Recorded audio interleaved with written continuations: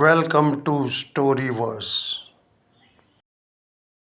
एक ऐसी कहानी जो जापान के इतिहास के पन्नों में दबी है। एक ऐसा संकल्प जिसने समय की कसौटी को पार किया। ये कहानी है उस समुराई की जिसने आत्मसमर्पण करने से इनकार कर दिया। सदियों से जापान की धरती पर समुराई का शासन रहा।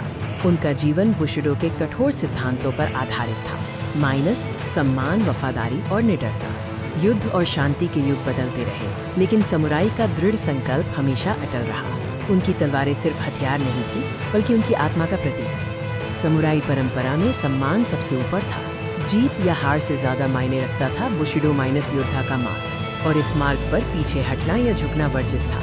हमारा नायक इसी परंपरा का आखिरी योद्धा था।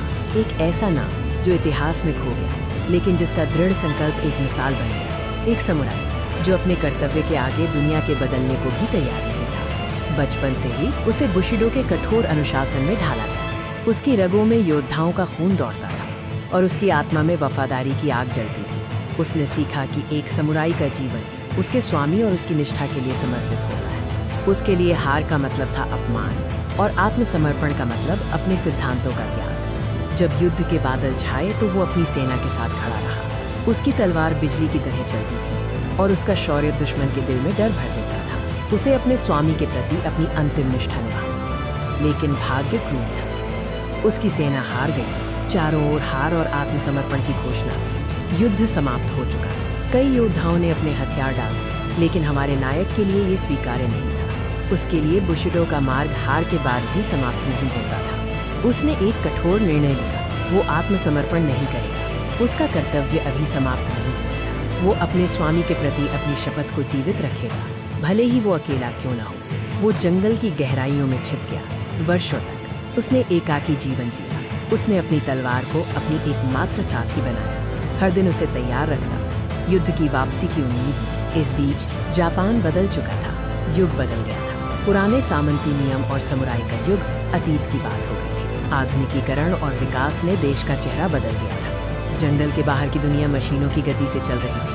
नई तकनीक, नए विचार और नई जीवन शैली ने पुरानी परंपराओं की जगह ले ली थी। लेकिन जंगल के भीतर समय ठहर गया था। हमारा समुराई उसी युग में जी रहा था जब उसकी सेना पराजित हुई थी। उसे पता ही नहीं था कि बाहर की दुनिया कितनी बदल चुकी है। और फिर वो दिन आया। वर्षों के एकांत के बाद उसे बाहर की दुनिया के लोगों ने खोज लिया। लोग चौंक गए जब उन्होंने एक जीवित समुराई को देखा। जब उसे बताया गया कि युद्ध कब का समाप्त हो चुका है और उसका स्वामी अब नहीं रहा, तो उस महान योद्धा का दिल टूट गया। लेकिन उसके चेहरे पर कोई शिकन नहीं थी। उसकी निष्ठा की कहानी अब दुनिया के सामने थी। उसकी कहानी हमें सिखाती है कि दृढ़ संकल्प और कर्तव्यपरायणता क्या होती है। उसने भौतिक दुनिया की हार स्वीकार नहीं की, बल्कि अपने सिद्धांतों को जीवित रखा। वो हार मानने से इनकार करने वाला समुराई था। आज भी उसकी कहानी हमें प्रेरणा देती है। एक ऐसे युग में जहां बदलाव तेज है, उसका अटल संकल्प हमें याद दिलाता है कि अपने मूल्यों के प्रति वफादार रहना ही सच्ची जीत है। ये थी उस महान समुराई की कहानी जिसने हार मानने से इनकार कर दिया।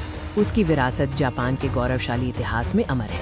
Written/created/composed by Mr. Shailesh Kumar Dubey. All rights reserved. IPR.